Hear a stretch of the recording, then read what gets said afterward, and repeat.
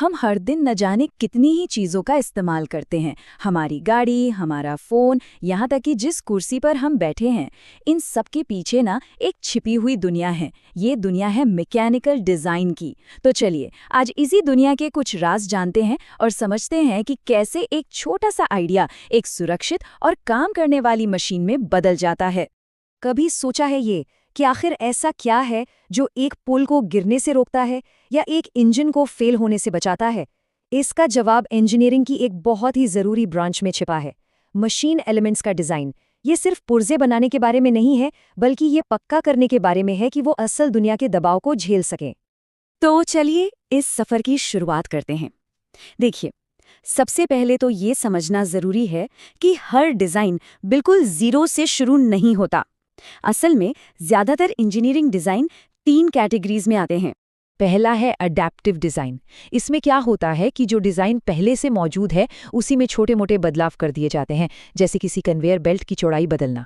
फिर इससे एक लेवल ऊपर आता है डेवलपमेंट डिज़ाइन, जहां मौजूदा डिज़ाइन को ही नए मटेरियल या तरीकों से काफ़ी बेहतर बना दिया जाता है। मान लीजिए जैसे स्टील चैसिस को कार्बन फाइबर से बदल दिया। और हाँ, सबसे आखिर में है न्यू डिज़ाइन, जो बिल्कुल नया होता है, जैसे किसी नए प्रोपल्शन सिस्टम का आविष्कार करना। अच्छा, डिज़ाइन चाहे किसी भी तरह का हो, हर इंजीनियर एक तय प्रोसेस को फॉलो करता है। ये एक रोड मैप की तरह है जो एक आइडिया को हकीकत में बदलने का रास्ता दिखाता है। ये सफ़र शुरू होता है एक ज़रूरत को पहचानने से। इसके बाद सोचा जाता है कि इसके क्या-क्या संभावित समाधान हो सकते हैं। फिर उन समाधानों पर लगने वाले बलों का विश्लेषण होता है, सही मटेरियल चुना जाता है और तब जाकर हर एक हिस्से को डिज़ाइन किया जाता है और आखिर में कुछ सुधार, डिटेल ड्राइंग और फिर प्रोडक्शन के बाद हमारा फाइनल प्रोडक्ट तैयार हो जाता है। अब इस पूरे प्रोसेस में जो चीज़ वाकई में दिलचस्प है, वो है सिंथेसिस और एनालिसिस के बीच का रिश्ता। ये वो पुल है जहां एक क्रिएटिव आइडिया फिजिक्स के पक्के नियमों से मिलता है। सच कहूं तो इंजीनियरिंग का असली जादू यहीं पर होता है। तो एक बार जब हमें ये पता चल जाता है कि बनाना क्या है और उस पर कौन-कौन से फोर्स लगेंगे, तो अगला सबसे ज़रूरी कदम होता है सही मटेरियल चुनना। और ये फैसला प्रोडक्ट की परफॉर्मेंस और उसकी कीमत दोनों पर ज़बरदस्त असर डालता है। तो इंजीनियर्स ना मोटा-मोटी 3 चीज़ें देखते हैं। क्या वो मटेरियल आसानी से मिल जाएगा? क्या वो उस काम के लिए सही है जिसके लिए उसे डिज़ाइन किया जा रहा है? और हाँ, सबसे ज़रूरी, क्या वो बजट में है? इन तीनों के बीच एक सही संतुलन बनाना ही तो कला है। चलिए मटेरियल की कुछ प्रॉपर्टीज को समझते हैं। स्ट्रेंथ यानी ताकत, इसका सीधा सा मतलब है कि कोई मटेरियल टूटने से पहले कितना बाहरी फोर्स झेल सकता है, जैसे एक क्रेन की केबल कितना वजन उठा सकती है। वहीं दूसरी तरफ हार्डनेस का मतलब है कि वो चीज़ खरोच और घिसाव को कितना रोक सकती है, जैसे हमारे फ़ोन की स्क्रीन। इसी तरह एक और प्रॉपर्टी है टफनेस, मतलब कोई मटेरियल अचानक लगने वाले झटके को कितना सह सकता है, जैसे एक हथौड़ा। और क्रीप, ये एक बहुत धीमी प्रक्रिया है जिसमें मटेरियल ज़्यादा तापमान और लगातार तनाव की वजह से धीरे धीरे अपना शेप बदल लेता है, जैसे किसी पुराने पुल का कई सालों बाद हल्का सा झुक जाना। अब बात करते हैं कि मटेरियल पर जब कोई फोर्स लगता है तो वो कैसा बर्ताव करते हैं।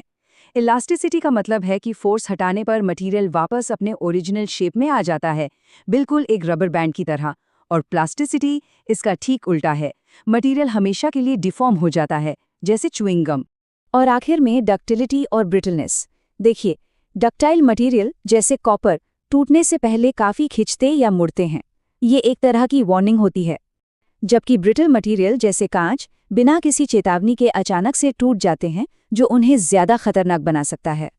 तो अब जब हम मटेरियल के बारे में थोड़ा बहुत जान गए हैं, तो आइए उन अनदेखे फोर्सेस को समझते हैं जिनका सामना हर एक पुर्जे को करना पड़ता है।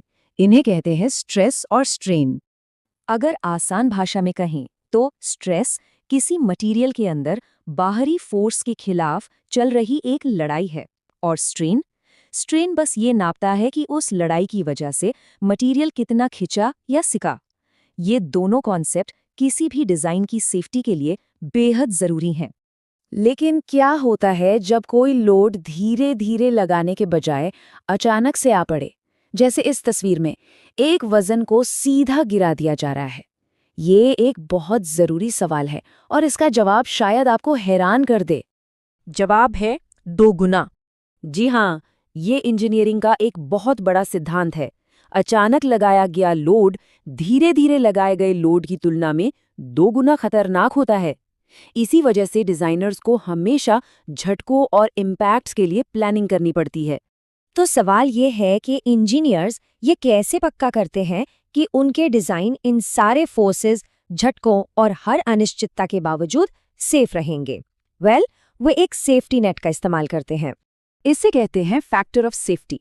ये जानबूझकर रखा गया एक सेफ्टी मार्जिन है। मतलब इंजीनियर्स ये पक्का करते हैं कि डिजाइन में जो मैक्सिमम स्ट्रेस अलाउ किया गया है वो मटेरियल के फेल होने वाले स्ट्रेस से हमेशा काफी कम हो। ये मार्जिन हमें अनजाने लोड या मटेरियल की खामियों से बचाता है। तो आखिर में डिजाइन सिर्फ कुछ बना देना नहीं है, ये एक सफर है जो एक जरूरत को पहचानने से शुरू होता है, फिजिक्स के कठोर विश्लेषण से गुजरता है और एक ऐसी हकीकत पर आकर खत्म होता है जो ना सिर्फ काम करे बल्कि पूरी तरह से महफूज भी हो।